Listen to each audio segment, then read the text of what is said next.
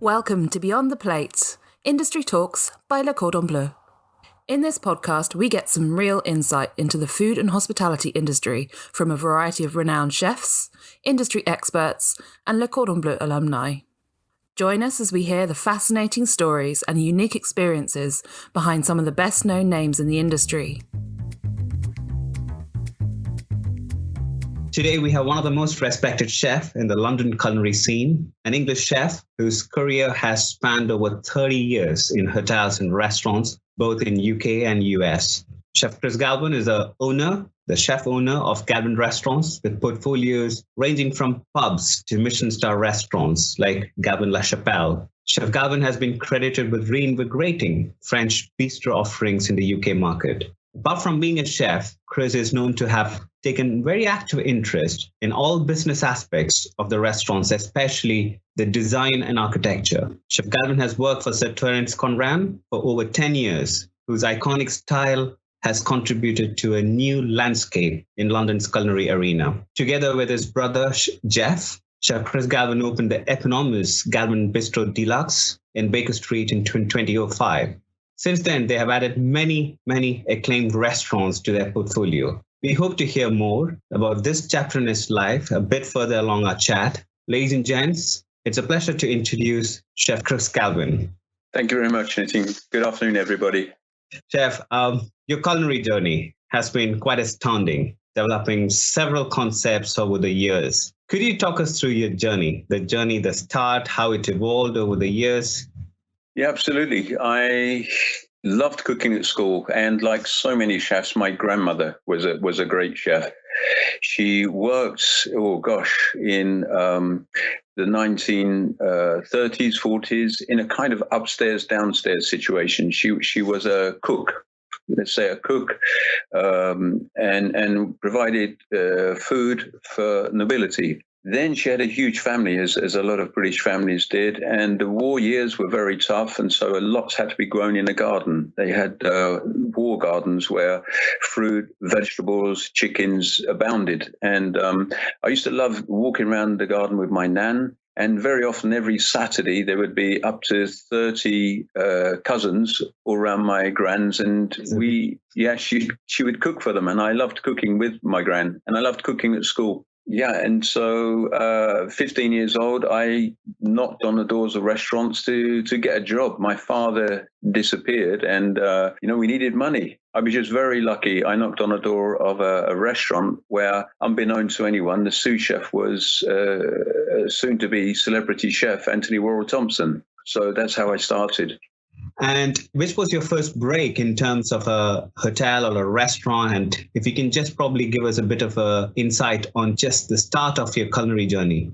Yeah, well, I worked with Anthony Worrell Thompson, but they didn't believe in college in that time. And I was absolutely itching to go to college and learn. And I couldn't read enough. I couldn't learn enough. Even they were incredible. In them days, there were 6 days a week. But still on the 7th, I would hang around the kitchen door just to see what I could learn. And I begged to go to college, but they just didn't believe in it. And I got a break. Anthony helped me get to the Ritz Hotel just at a great time. Start of the 1980s. And this was during the time of Nouvelle Cuisine. So food had gone from being on a silver with a waiter serving it to a guest. And all of a sudden, the chefs took this away. I was lucky. I was just really lucky. Ingredients started to proliferate, fantastic ingredients in London. And the Ritz Hotel had its first ever English chef. So I enjoyed 2 years there, huge brigade. And I rose to chef de partie there. And then I moved to Inigo Jones as a fish cook, where I spent 2 years learning to cook fish. Amazing. And how was the transition from a very luxury operated hotel in London to the restaurant scene? Very interesting. I advise as many of our young chefs to get a 5-star hotel as part of their CV, because not only you're looking after the restaurant, you're looking after very often banquets, you're looking after room service. The difference, I think, the essence of it is in a restaurant, the curtain lifts twice a day. In a hotel, it never drops. And so you have afternoon tea, you have early evening tea, dinner, supper, all night room service, 24 before. So I think it's great to get it as into your DNA, because you're always looking after people. You know, you've got to love looking after people, to work in a hotel. And then I found restaurants easy. After working in a hotel, restaurants are much easier. And where did you get your first break as such in a senior capacity? Probably, I would say, Anthony, we met many years later. I actually taught for a couple of years, which I loved. I fell in love with teaching, and but I was still a bit young. I was about 26, and I bumped into Anthony Worrell Thompson, and he had just opened a restaurant in New York, and it was one of Lady Di's favorite restaurants. He had one in Knightsbridge, and I went out to New York, spent almost a year in New York, which I loved. And if I'd had a proper visa, I would never have come back. And how different was for you to adapt to the New York environment from the European environment? How was it for you to kind of get into the transition? Tough, very, very tough. It was such a fast moving city. And I was shaken by the quality of the ingredients. If it was Italian, it was perfect Italian. It was the same as being in Italy. Thai, the fish market was incredible. Unfortunately, I'd been led to believe that Americans weren't eating very well. But this was in 1986. And so London was my epicenter until then. And then once I spent time in New York, London felt like a tiny village. But it was just incredible. I loved the way the chefs were, growing up in that really disciplined, tough French brigade. That whole way of working, the discipline, I can't tell you how tough it was. To go to New York, where there was so much more freedom, there was no Michelin to frighten the life out of anyone or create a straitjacket. They're not very daring. When it comes to Michelin, it's all about consistency. It's become relaxed now, but in those days it was tough. And so I loved the freedom, the freedom that the Americans cooked with, and they had good root. They did South American, Mexican influences, Thai influences, Italian, and they didn't care. Whereas London was very much French. We had to speak French. We worked out of the repertoire. Can you imagine having one book to cook out of, the repertoire? That was it. And you had to know the thing inside out. So New York gave me a lot of freedom. And returning to London, I used to listen and smile. People saying, oh, London's like New York. It never was until 2012. I think since 2012, London has become a hotbed. But, in life, you've got to be careful what you wish for. And very much part of the American New York restaurant scene, certainly, is restaurants come and go very quickly. They've got a very short lifespan. And that's what we've seen in London now. Interesting. You mentioned about Nouvelle Cuisine, chef, in the 80s, the resurgence of that level of cuisine coming on board. How was the transition in the American segment of the Nouvelle Cuisine? Did you see that in the rise? Was it also having the same effect what was happening in the rest of Europe? Absolutely it was. And it was a shame because often people sneer it as no food on a plate or a raspberry. And I think there was people saying there'd been a crash between a barge carrying a kiwi fruit and raspberries. But it wasn't about that. It was about the purity of the ingredient and the simplicity. And that kind of got missed. And, like Heston Blumenthal, when you're talking about his style of food, or Ferran Adria, in the wrong hands, it's damn dangerous. And, it's molecular gastronomy had a lot going for it, an awful lot going for it, and made exciting dining out. But in the wrong hands, it was a disaster. And so, it's just to remember the good parts of it, that it was ingredient driven and simplicity. And it's great for chefs to remember that. Great. Thanks for that lovely introduction of your early days and the transition to the greater and bigger things in your life, which you kind of accomplished over the years. Now, let's move on to Galvin Restaurants, teaming up with your brother, Jeff. How is the working relationship, the concepts which you have presently running under the Galvin Restaurant groups? Can you just give us a very good overview of the restaurants and a full overview, please? Course, yeah. Well, Jeff, as I mentioned, I was more Jeff's father than I am his brother. Jeff was 3 years old when our dad disappeared, and I was 15. So he kind of grew up more as a son, really. So when he was ready to leave school, he wanted to follow in my shoes in the kitchen. But already I'd realized the brutality and the long hours. I really didn't want to see him in that situation. So I said, you're going to go to school first. So he completed 2 years at college, and he was very good front of house. He got his beverage certificates, and he was at a crossroads whether he actually went front of house or he stayed in the kitchen. But he decided to come and do a 3-year apprenticeship with me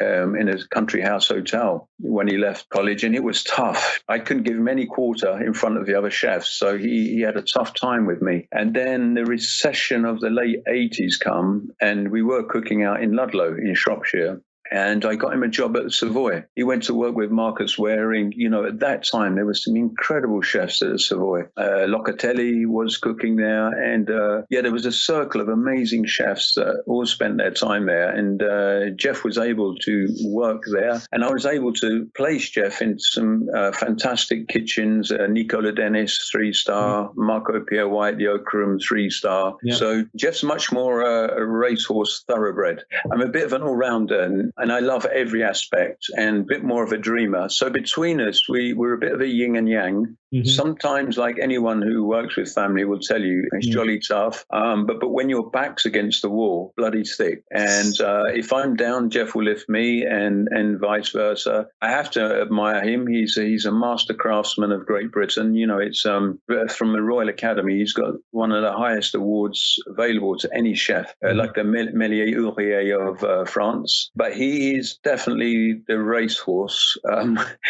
incredible technician. And so we both bring an awful lot to the table. So during our careers, you know, I think we worked it out. We're getting towards 70 years in the kitchen between us. We, like anybody listening, I would say 99.9% of the people tuning in today would love their own restaurant. You know, everybody would love their own business. And I have to share with you all, it's the most fantastic feeling on this earth. Once you make that step, you can't go back. I don't think I could ever work for anyone again, but it's jolly tough. And so that was our dream. Our dream was to open a restaurant one day. We used to meet all over London in our split shifts, drinking coffee, dreaming of what the restaurant might be one day. And in actual fact, it was Marco Pierre White. When Jeff was sous chef for Marco Pierre White said to us, why not the Galvin brothers? And we'd never really thought about it. He said, it's got to be Galvin Restaurants. You know, this is about 20 years ago. This man is incredible. He had incredible foresight, and Marco really tried to get us our first property. But you know, we'll come on to this later. You know, finding a property and is not so easy, and there's lots of dead ends and lots of disappointment. But we know that the fire in our bellies was there. And you know, I remember when we got our opportunity, we met our partner Ken Sanker. He was one of our customers. He's in venture capital. We got the keys to the bistro, and we ran like two schoolboys from the estate agent's office to Baker Street. we ran, must have been 15-minute run from Regent Street, and unlocked the front door, and about 1,000 gallons of water come out. There'd been a huge flood, so that was our welcome to our first restaurant.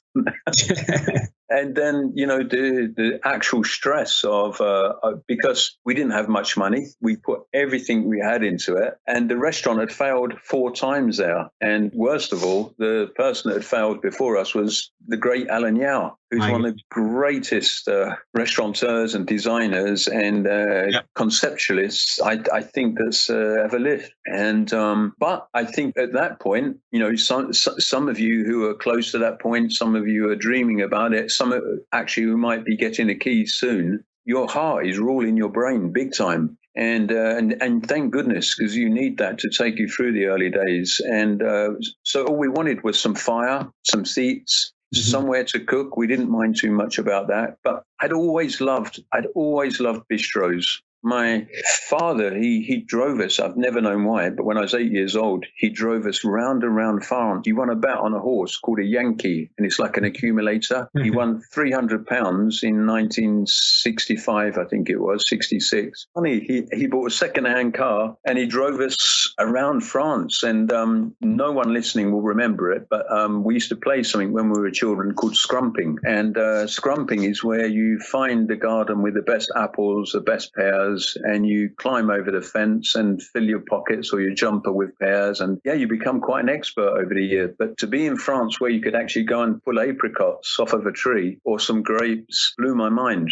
I remember my mum and dad didn't speak a word of French, but they were so brave. We stopped at these places called Les Routiers, which were cafes for transport people, really. And but they would always have fantastic plat de jour. And I have to say, my parents were so brave to be tasting his food because they were typical English. They would turn their nose up at most things, but that was it. I was bitten by the bug. I become a francophile, but I love bistros. Terence Conran, he drummed it into me, this the way of the bistros of Paris, of Lyon. And so we said, why don't we do Bistro Deluxe? So it's kind of Bistro Plus. It's affordable glamour, something that Marco Pierre White always talked to us about, allowing people to eat out more often. Rather than an occasion, we wanted people to come out 2-3 times a week and make it affordable. And so because of our abilities, we could take the cheaper cuts. We could speak to farmers and say, okay, what do you need to sell? Do you need to sell the shin? Do you need to sell the offal? Do you need to sell the shoulder? Do you need to sell the tougher muscle? And we were able to braise it and work with offal. And we had a queue down Baker Street. It was, we seriously made a big error in underestimating it. And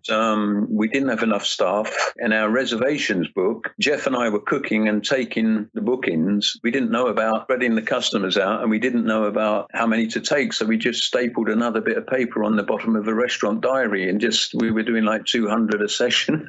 So we were, I think, about 6 months before we got the first electronic reservation system started to come in, but it changed our lives, and the digital world has changed our lives since. So the bistro was, I think the Caterer magazine said we had more column inches written about the bistro than any other opening. Very interesting. I think it was literally 3 months later, Jeff and I used to write the menus twice a day, once in the morning, once in the afternoon. At the end of the evening, we used to sleep in a restaurant on the banquette. One of us would wake the other one up we would throw a torchon at the other one to wake them up. And it would be one of our turn to go to Covent Garden to go and buy our vegetables, our fruit for our desserts, and to drive around to Billingsgate to see if there's any day boat. And we did that for nearly 3 years. We would go to the market at 4:30 in the morning and write our menus twice a day. And one day a gentleman come on and he said, I've eaten here 5 times now, vice president of Europe, Africa, Asia for Hilton Hotels. And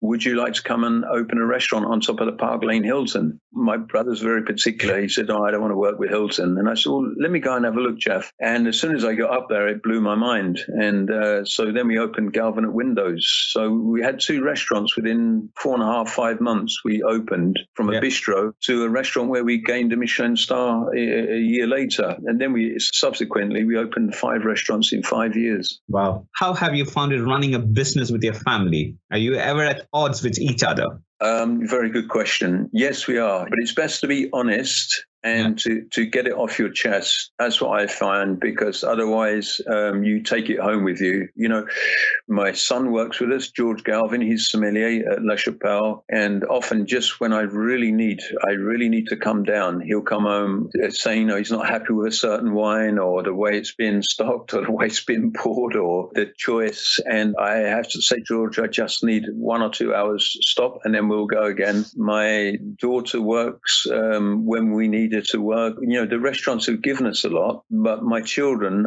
because I come from nothing, it was really important for me to make them understand where the money come from and how hard every single member of the team works to generate that. So the 4 children, they've all worked in a restaurants and they continue to do so, you know, Christmas time, New Year's Eve, when we need someone to dry the glasses. They're quite amazing. But for anyone out there thinking of going into business with a family, I think it's probably best to put your cards on the table first, because it so often ends in disaster. And you're often, the pressure is incredible. But then the support that you can garner from a relative is like nothing else. So it's a double-edged sword. Looks like it's a Galvin dynasty in the making then, with all the family involved.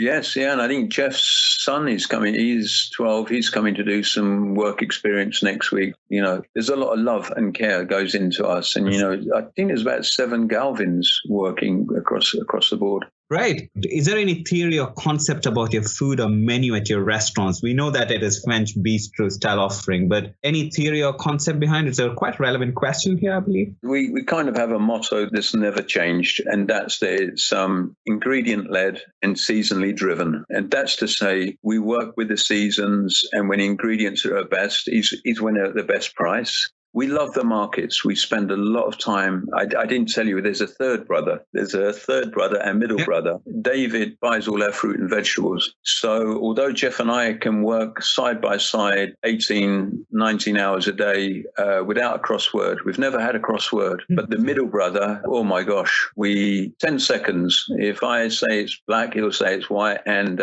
just to keep my mum happy, when we finish, 11, 12 o'clock at night is when David starts. So he starts as we're leaving. We have a coffee with him. We shake hands. We tell him what we're looking for on the market. He'll send us WhatsApp pictures of what's there. And then he delivers 7 o'clock when we come in, 7:30. And then he goes home when we start. So, we couldn't work. We couldn't work in a kitchen. That would be a disaster.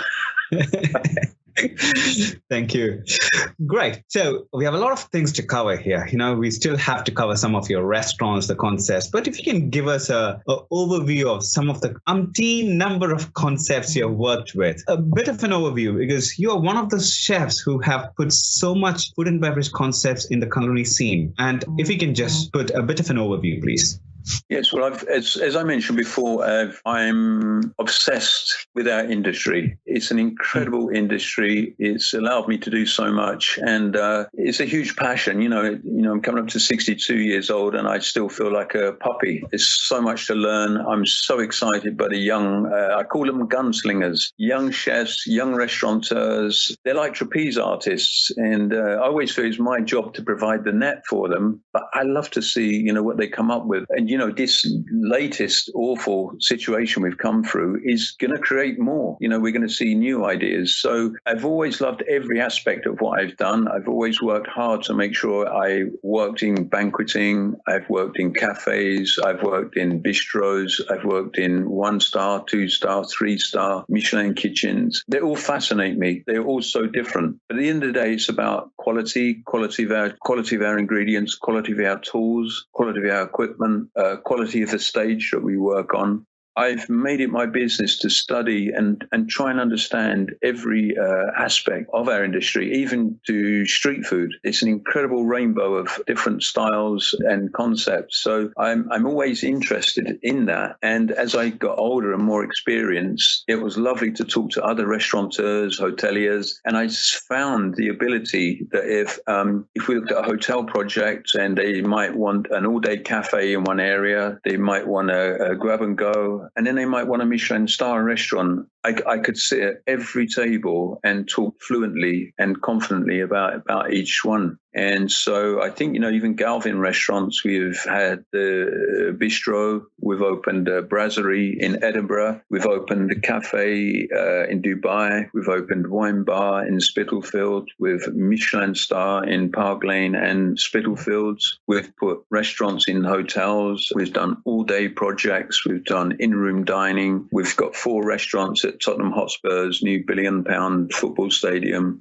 They're all a passion for me, all very different and need a different approach. No one size fits all, that's for sure. One of those concepts which I really admire is one of the cafe-inspired restaurants in London, which is the Wolseley. You created the menu concept and you work with Chris King and Jeremy Corbyn, and other respected restaurateurs in London. We also work very closely with. Could you talk us through that concept? We're very interested in understanding how a concept is conceived. What are the planning process involved in bringing a concept live, the operational challenges, the scope and need of such a concept during that time in the early 2000s, and that 2000 was a marked year for food and beverage scene in London. I know I can ask so many things about it, but if you can just give a very all-rounded understanding of the process which was involved in the creation of the concept, the Wolseley piece. Yeah, I think it's got to be, when I look back, one day, I doubt I will retire, but one day when I look back, it's got to be one of the projects I was most proud of being involved with, I have to say. I loved working for Sir Terence Conran. When he opened the Gastrodome, I remember diving over to Butler's Wharf just to stand and look at the bakery, to look at the wine shop, to look at the shellfish, the grill, the crustacea bar, the restaurant. So, wow, what a clever idea, a Gastrodome.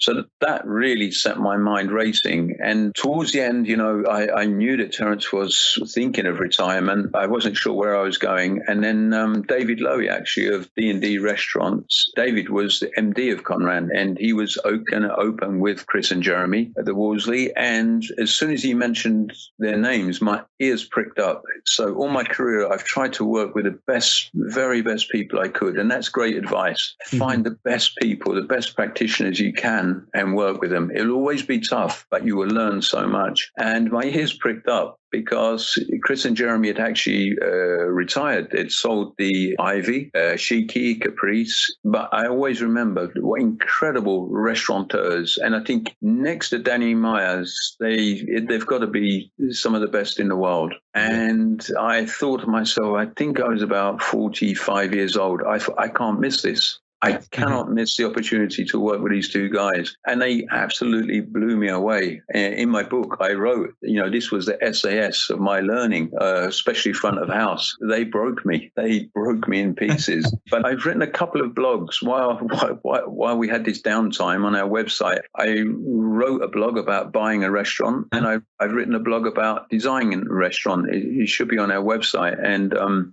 so I remembered it. It was next door to the Ritz, where I'd spent a couple of years. And it used to be a bank. I think it was Barclays Bank. And I remember the customers would have mink stalls. And, that was the days when the bank chose their customers. And then it became a Chinese restaurant, China House, I think it was called, which was ill-fated. It didn't work. And then Chris and Jeremy come out of retirement and wanted to do this continental cafe. They were just so impressive to work with. And then they said these words that I nearly froze, because I'd been taught all my life, never try and be all things to all people. And I never forget this.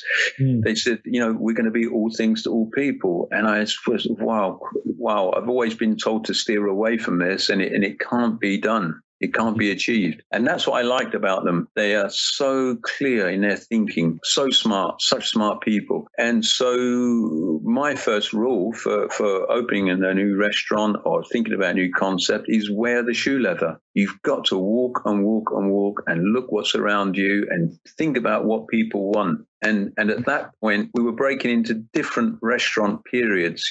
Breakfast was the new lunch, afternoon dining, and tell you exactly how it clicked. And I got it straight away. I thought, okay, it's a hotel without rooms. And the minute I thought that, I was away. So we had a bar. We were doing afternoon tea. We were doing breakfast. We were doing 11s. We were doing lunch. We were doing supper. We were doing dinner. And so I switched, and hopefully there you can see, by having 5-star hotel background or any good hotel background, I was able to understand what they wanted to do. So I just thought hotel with no rooms. And then we went to, they were adamant it had to be European cafe culture. And these guys were amazing. We got an EasyJet to Berlin, EasyJet to Vienna, to Venice, to Milan, to Paris. And they literally had a taxi running all day or for a couple of days. And we would go to every great cafe in these major cities, look at the offer, steal the menus,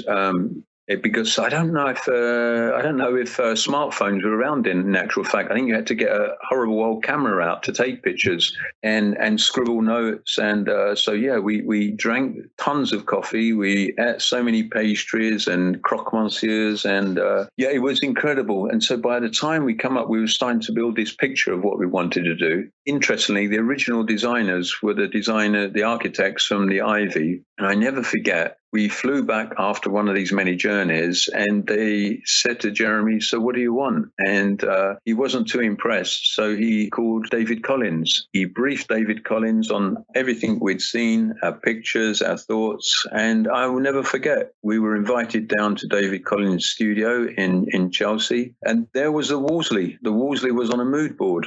It was absolutely incredible. The kitchen was a disaster because the kitchen was had loads of wok, and all the wok were against the wall. And I'd worked it out that I needed a central island to get this food out. I needed an island with chefs working either side. And I just thought of Heathrow. I thought of it needed to get onto the pass. We had 6 lifts, 3 for food going up, 1 as a spare, and 2 for dirties coming down. Yeah, that was tough. 1,400 covers a day through lift. And so what I did a tour of every good kitchen in London where they had lift. And some people would say, well, look, there's a simple camera system, CCTV. I said, wow. Somebody showed me a Motorola earpiece and microphone. And so I slowly built up a picture of what we needed to be able to work. It was incredible. Yeah, we started with about 30 breakfasts, 40 breakfasts, 80 breakfasts. We got up to about 430 breakfasts. And lunch got big. Afternoon teas, we had to stop. They got so big. And yeah, when I was there, we were doing up to about 1,400 covers a day and was a machine. It was something incredible. But I have to say, Jeremy and Chris drove a lot of that menu. They were very inspirational and knew exactly what they wanted. They really know what a customer wants. And I think when you write a menu, that's why I think a lot of your cohort, your alumni, people going through Cordon Bleu, they're customers already. They're highly intelligent people. When you dine out a lot, I've got the opportunity to dine out, you know what's right and what's wrong. Whereas a lot of chefs, I'm sorry to say it, don't eat out enough. They're not customers. And so Chris and Jeremy really know what a customer wants. Yeah. And so, yeah, I had two really happy years with them. But by now I was 47 and I had the bug to do my own thing. Chris and Jeremy always wanted to do a hotel. They wanted to do a fine dine restaurant. They wanted to do a brasserie, which have gone on to do a lot of these things. But I was in a hurry. You know, I was fast approaching 50 and we just got this opportunity and I rang my brother and that was it, the bistro. We had the Bistro de la. Great. And that was the beginning of the Galvin Restaurants, which we all know heavily polarized the concept of food and beverage offerings from pubs to Michelin-starred restaurants. And that's quite incredible. And that is quite unique, you know, on its own way of giving it to the people who thrive for new experiences, especially making London one of the cities which embraced food and beverage to a different level, which was not famous for its fish and chips for many years. And then the gradual orientation to some fine cooking from different diversified operations. Now, you have done several concepts. Your innovative approach has led to different concepts. Would you be able to talk us through the importance of innovation in food and beverage? Yeah, I was, we were talking before, you know, just coming through this period, you know, adaptability became the big word that I was using a lot. You know, these are times we've got to adapt. But then I had this feeling, which I get with every concept, with everything I do, is it good enough? And adaptability is you're not putting your head above the trench. And that's what you have to do in life. If you want to be the best or amongst the best, you've got to be prepared to put your head above the trench and you've got to be doing something different. And so innovation is critical. You know, I think you need to look at things and sense check it against, you know, competitors. You know, that's really critical. You're looking at competitors, but we have to be careful. You know, this is very important. We've got to be careful that we don't become too parochial or we don't become too ubiquitous. And so we got to look further afield. So I often jump on a Eurostar. It's easy, jump on a Eurostar. But, you know, conversely, we've got the web, you know, we've got Google. So there's no excuse whatsoever. And in actual fact, you know, just thinking about it very quickly, that in itself has made the world a lot smaller and creating this ubiquitous, you know, we're doing the same thing. And people don't want that for sure. You know, they've spoken about chains. You know, we need, you know, this point of difference is so important to look at. And so innovation is thinking about what you want to do. Will the market hold it? Where's the market gap? What doesn't exist? And then it's putting it there. So in a short sentence, that's easy, but there's a lot of blood, sweat and tears that actually go into that. And what you do have to be prepared to is to invest an awful lot of time and energy and research only to find that someone's opening next door. And I'm going to give you an example of that. When we opened La Chapelle, La Chapelle was meant to have a natural wine bar, Café Havane, and then next door was going to be called Galvin Brasserie Deluxe. But then Michel Roux, bless him, Michel Roux Jr., was opening a Brasserie Luxe less than 200 meters from us in Spitalfield. And then John Turode was opening Café Luxe 400 meters away from us. So we were going to put a small brewery. We had a small brewery. I'd been down to Lyon. I'd looked at Brasserie Georges. If anyone's interested in an incredible experience with brasseries, go to Lyon and go and have a look at Brasserie Georges. It's got its own small brewery. It's just a sight to behold. And so that's what we were going to do. But all of a sudden, and I swear, literally 3 months before we opened, we heard the Roux brothers were opening with the brasserie concept, and John Turode of Smiths of Smithfield, calling it Café Luxe. We had to change. We had to innovate on a sixpence. And we'd kind of shied away from a fine dining. We'd done it all our life. We had to do it on Park Lane, called for that. We had Fred Sirek as a maitre d'. We had a Michelin-starred chef, Andre Garrett, as our chef there. So that was fine. But we wanted to get away from that. So at La Chapelle, my brother, he called it fine dining with the edges knocked off, or Bistrot Plus. And that was La Chapelle. So we had to change. Yeah, we had 12 weeks to change. We had a year to plan it. You do have to be prepared to actually throw an awful lot away or redevelop it sometimes. So my advice is be flexible, and for heaven's sake, keep your ears open and don't ignore it. You know, who might rock up next door to you. You really have to burn the midnight oil and talk and talk and talk and talk to people. Read as much as you can, ask questions, and keep walking around. Talk to people in the neighborhood, because they'll quickly tell you, you know what you need here? You need a pizza. We're all crying out for pizza, or we're all crying out for some charcuterie. People will tell you what they want. And so it's doing research and asking the right questions. And so surveys, these are all critical. Interesting thoughts there. Now, as a chef and owner, we kind of covered quite a few things there, but of course, we'd like to know more and more of your journey. You must have faced several challenges like changing trends, changing customer behaviors, influence of technology, to name a few. How do you adapt to these changes? Number one, don't run away from them. Number two, make sure they're not a fad. Because, you know, we're seeing now, if I told you how many people want to come and spray our premises with a virus killer that lasts 6 months, they're all £2,000 a shot. But the fact is the cleaners won't clean the door handles. And so, again, I call round my friends. I call other restaurateurs. And what's lovely now, Nitin, is it's very collaborative. We're helping each other. And I like that. When I first started, it was horrible. People wouldn't give you a recipe. It was so secretive. But in the last 20 years, it's become much more collaborative, which I really like. You know, we've got to go cashless now. We've got to go digital. So we've got to harness that. And, you know, we can look at systems that are going to cost us 10 grand, or there's a system that will work perfectly well at £1,000. And so we have to evaluate all these different things. Are we going to need them in 6 months? Probably yes. We have to change. If you don't change and you don't evolve, you are dead. You're dead in the water. And this industry is moving quicker and quicker. You know, I've lived two lives. I didn't quite retire before this industry is moving so fast. But probably in my first 2 decades, 3 decades, nothing happened. A robo chef was invented. You know, when I started cooking, cling film didn't exist. People don't believe me, but you know, we had to use damp greaseproof or a damp tea towel. Foil had just been invented after the moon landing. But these things, you know, the robo chef come along, then it would be 10 years, nothing. In the last, you know, it looks like a hockey stick, the changes to our industry and the developments, and we've not seen the half of it.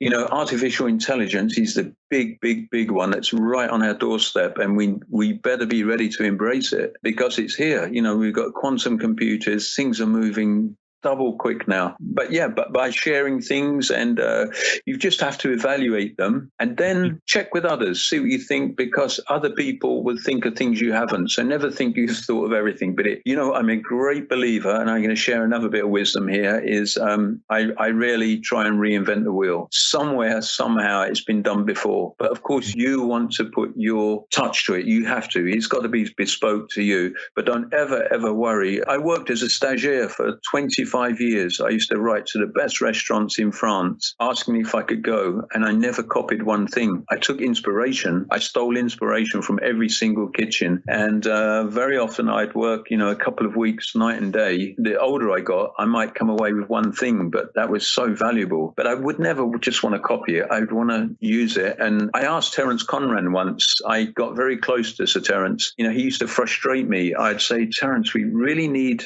to get from this level to this level. We need this, and this. And he would have a piece of paper, a pencil, 3HB pencil, and he would draw it. And I'd say, amazing. I said, but I'm sorry, you make me mad. Where do you get this from? And he said, Chris, I live life first class.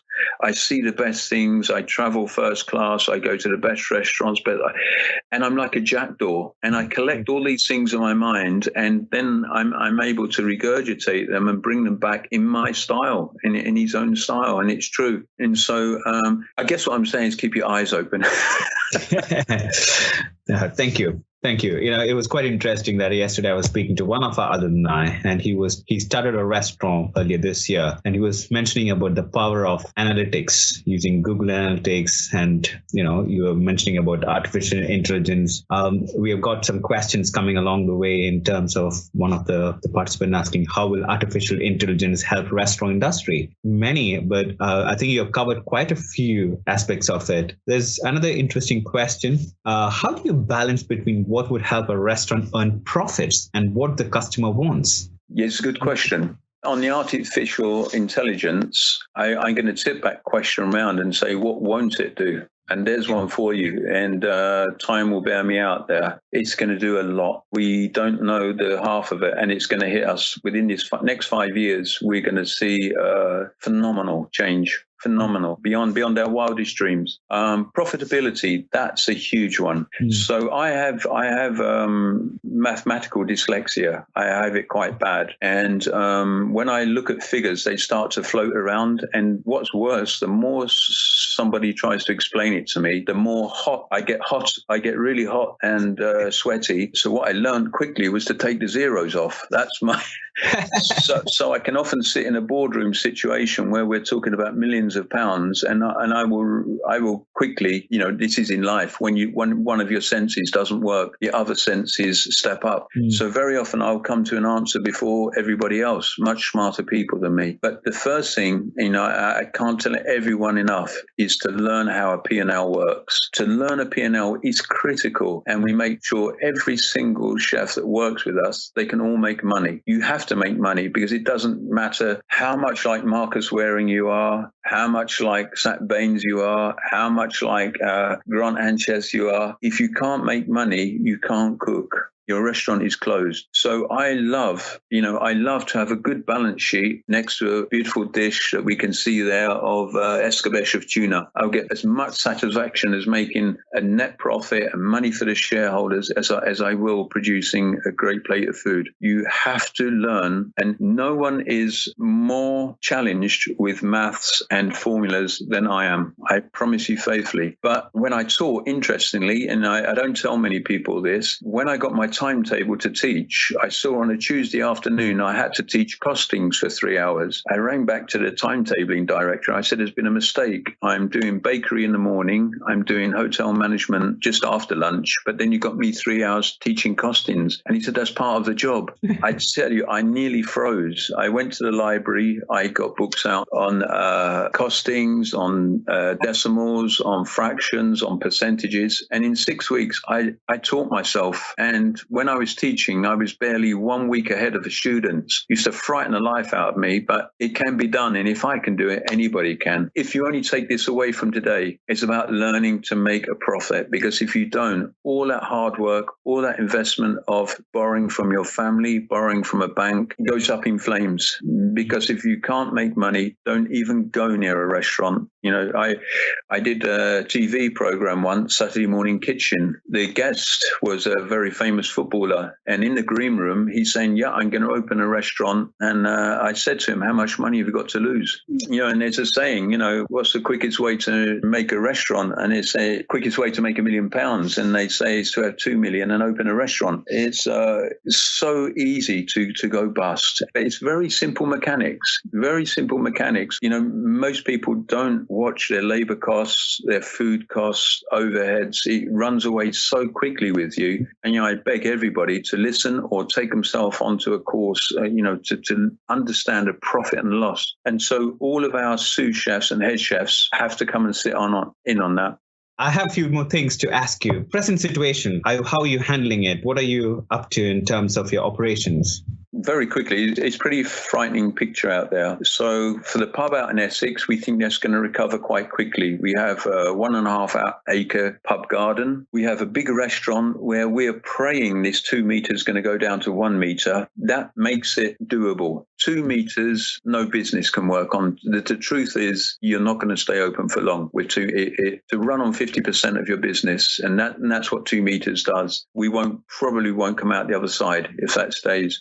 And the pub, we could put restaurant tables in the pub. So the pub, and the fact that lots of the people in the city, lots of bankers, lots of lawyers live out in Essex area, they're working from home. So we think the pub's okay. In Mayfair, our restaurant in Mayfair, we think there's going to be some business there, but not a lot. So we're not even going to open lunchtime. For the first 2 or 3 months, we're going to open dinner only, and we're going to close 2 days a week. But this means we only need 50% staff. So we're hoping the furlough is going to be flexible for us enough through August, September, October to retain as many of the people as we can. Mm-hmm. What we're finding, you know, we've written to all our team, many of our staff that have gone home to Europe have actually realized their parents are getting a bit old to run their farms, or actually the way of life that they had. I think we've all learned something. This 3 months, we've all learned about nature. The skies have been bluer. It might have helped that we've had a record summer in UK. But nature, we've got close to nature, and we've got closer to things that really matter. What do we really need?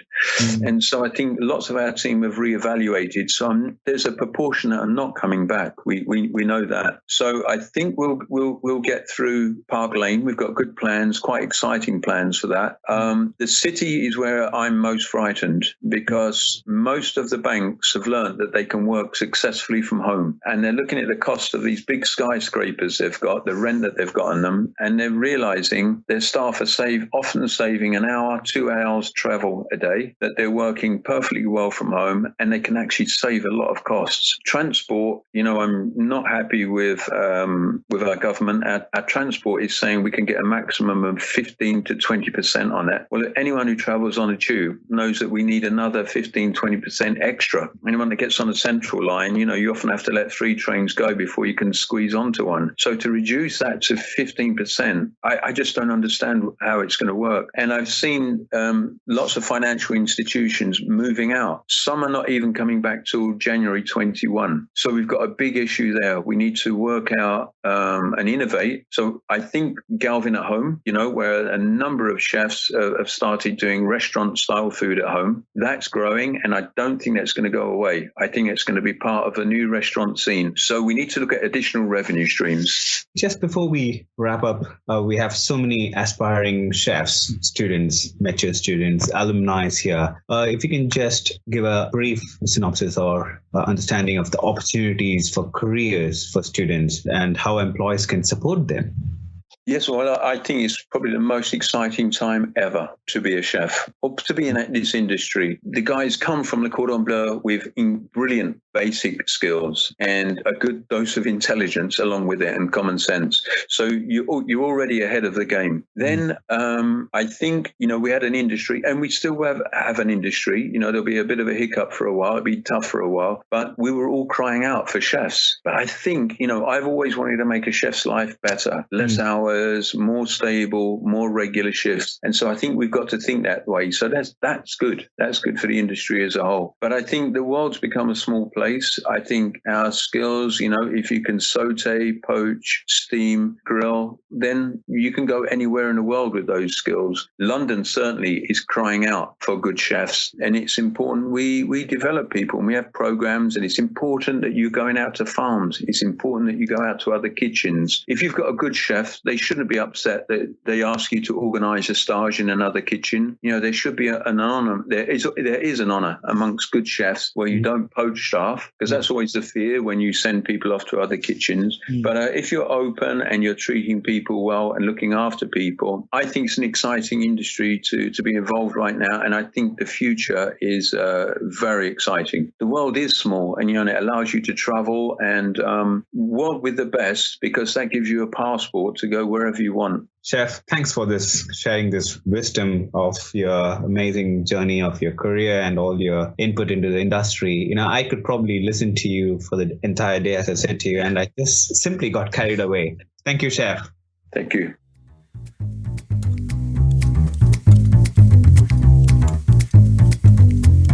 Thank you for joining us for this episode of Beyond the Plate, Industry Talks by Le Cordon Bleu.